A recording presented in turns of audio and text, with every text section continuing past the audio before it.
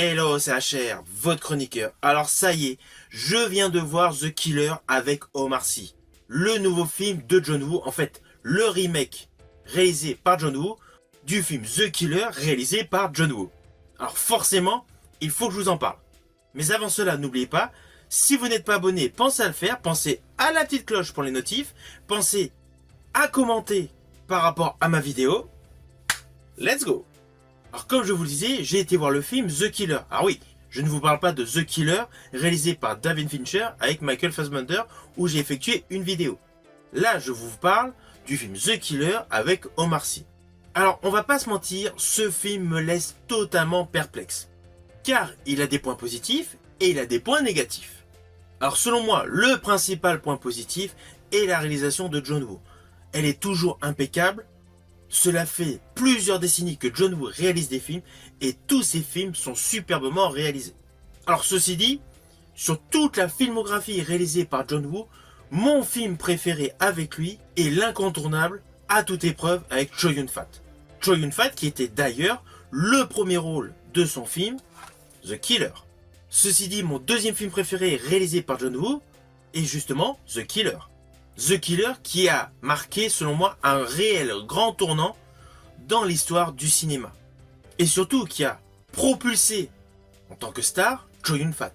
Alors ce film de John Woo de 1989 est en fait le film le plus culte made in Hong Kong. Et on va pas se mentir, lorsque l'on fait plusieurs recherches, on s'aperçoit que ça fait plus de 30 ans que de nombreux réalisateurs essayent d'en faire un remake. Bon, je pense que John Woo a voulu s'y coller pour pas qu'un autre réalisateur le fasse, ok. Mais sur le concept, je ne suis pas forcément en adéquation. Lorsqu'un film a un statut de culte, j'estime qu'il vaut mieux pas y toucher. Alors sur le plan scénaristique, le nouveau film avec Omar Sy a des légères différences par rapport au premier film avec Chow Yun-fat. Dans ce premier film, Chow Yun-fat a interprété le tueur. Alors outre le fait que Chow Yun-fat interprétait donc un tueur, l'histoire se concentrait sur le fait qu'il rend accidentellement aveugle une chanteuse de bar, Jenny, lors d'un contrat. De fil en aiguille, il avait des remords, il décide d'aider la jeune femme et en tombe amoureux. Voilà, c'était le pitch de base de ce premier film. Dans le remake, le personnage joué par Chow Yun-fat est remplacé par Nathalie Emmanuel, donc forcément, c'est une femme qui reprend le rôle d'un homme, donc forcément, le nom du personnage est rebaptisé. Elle se nomme Z. C'est une tueuse à gages. Là-dessus, on est raccord. Ensuite, l'histoire prend une divergence. Celle-ci refuse d'honorer un contrat, c'est-à-dire tuer une ex-chanteuse aveugle. De fil en aiguille, elle se retrouve pourchassée par de nombreux criminels et un policier tenace, interprété par Omar Sy. Voilà, les divergences scénaristiques sont là. Alors sur l'histoire, le fait d'avoir remplacé un personnage masculin par un personnage féminin pour un remake, honnêtement, cela ne me choque pas. Cela permet d'apporter une innovation scénaristique. Là-dessus, ça va. Mais ce que je ne comprends pas, c'est le fait d'avoir donné le même titre à ce film, alors qu'en fait, les écarts scénaristiques vont être de plus en plus conséquents au fur et à mesure du déroulé de l'histoire. Ce film aurait été meilleur s'il avait eu un autre titre. Car au final, les personnages ont des noms différents par rapport à l'original. Donc cela aurait été aussi bien de lui donner un autre titre. Et là, l'histoire, selon moi, de ce film aurait eu une plus-value. Car on arrêterait immédiatement la comparaison entre le film culte hongkongais qui a propulsé mégastar l'acteur Chow Yun-fat avec ce remake avec Omar Sy et Nathalie Emmanuel. Alors je ne dis pas que Nathalie Emmanuel et Omar Sy ne jouent pas bien. C'est clair, leur interprétation colle parfaitement. Mais lorsque l'on fait la comparaison entre ce remake et l'original, ça ne colle pas. Alors on va pas se mentir, le réalisateur John Woo a une filmographie totalement inégale. Il a réalisé d'excellents films comme Une balle dans la tête, Le syndicat du crime, À toute épreuve, The Killer, Chasse à l'homme, Volte-face, Broken Arrow. Et d'ailleurs dernièrement, Silent Night, un film complètement absent de dialogue, mais qui était un bon film. Alors oui, une série B, mais qui était un bon film. Et à côté de ça, dans sa filmographie, dans ses réalisations, il y a des films nazes. Que ce soit la série On the Chief, le film Les Repentis, ou le film Blackjack avec Dolph Lundgren. Lorsqu'on regarde Blackjack avec Dolph Lundgren, on se demande, est-ce que c'est réellement le même réalisateur du chef-d'œuvre Les Trois Royaumes? Et malheureusement, toute la filmographie de John Woo est de la sorte. Il y a du bon et il y a du mauvais. Alors la grosse particularité en termes visuels de John Woo, c'est qu'avant d'être un réalisateur, il était professeur de danse. Cela se voit dans ses mouvements de caméra. Alors oui, dans ce remake, il y a de beaux mouvements de caméra, notamment dans l'église. Mais en dehors de certains plans séquences, qui sont certes parfaitement maîtrisés, comme dans les films nazes, Les Repentis et Blackjack avec Dolph Lundgren, car le constat est là, même dans les films ratés réalisés par John Woo, il y avait de beaux plans séquences, de belles séquences d'action. Et là, dans ce remake du film culte hongkongais The Killer, il y a certes de beaux passages bien réalisés, mais l'ensemble est beaucoup plus conventionnel.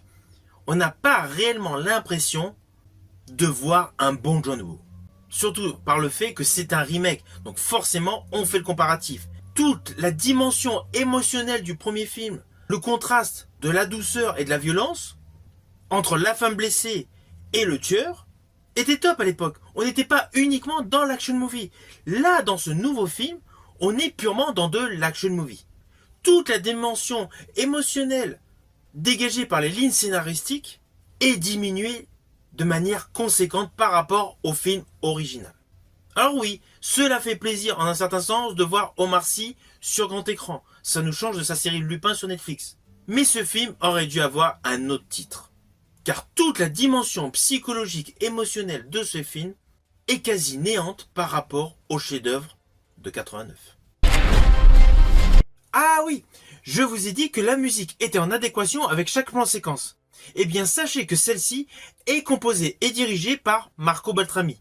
Marco Beltrami qui avait travaillé auparavant avec John Woo pour le film Silent Night, mais qui est surtout célèbre pour ses scores de folie pour la saga Scream, ainsi que le film effrayant Sans un bruit. Marco Beltrami a toujours fait des scores transcendant les images que l'on voit au cinéma. Je pense d'ailleurs, dès l'ouverture de ce film, The Killer, donc avec Omar Sy et Nathalie Emmanuel, au tout début de ce film, donc, on rentre donc dans une église désacralisée. Alors oui, il y a le côté habituel, les pigeons qui volent, voilà, les oiseaux, c'est le clin d'œil, c'est la patte de John Woo. Ainsi, le fond musical colle parfaitement avec les pigeons qui volent, le personnage de Z. Oui, c'est vrai, j'ai dit au début de ce film, mais c'est vrai que juste avant, elle clôture une grille de mots croisés. Enfin bon, bref. Donc elle est dans l'église, et vous avez l'acteur Sam Worthington, le héros d'Avatar, donc qui vient s'approcher d'elle pour discuter avec elle. Voilà. Durant tout ce plan séquence, il y a une musique donc tout en douceur, avec un côté Frenchy, qu'a créé donc Marco Beltrami. Cela colle parfaitement au cadre. Tout comme d'ailleurs tous les morceaux musicaux lors des différents gunfights, lors des cascades habituelles que vous connaissez avec John Woo, lors forcément le truc classique, les motos, ou autres flashbacks montrant l'origine story du personnage Z. Voilà. Dans ce film, toute la musique de Marco Beltrami apporte un plus. On va pas se mentir, cela apporte un plus à l'ensemble des scènes. Alors justement, attention à ce que je vais dire. Cela peut s'apparenter à un spoil, mais c'est plus par rapport à un détail visuel. Alors pareil, la musique de Beltrami colle parfaitement, mais ce qui se déroule dans cette scène est plutôt amusant. À un moment donné, dans la première partie du film, nous avons le personnage Z qui vole une moto pour poursuivre des tueurs, bref. Et la moto qu'elle vole, c'est une moto électrique. J'ai trouvé ce côté assez amusant. C'est pas du tout habituel dans les films de John Woo, où on est plus focus sur des gros cylindrés, des grosses voitures de sport. Voilà, là il y a un plan séquence concentré sur une moto électrique. Alors elle est toute petite, elle est rouge, enfin bon bref. Voilà, c'est assez amusant, c'est un côté qui dénote par rapport au style habituel de John Woo. Vous voyez, ce n'était pas un spoil de folie.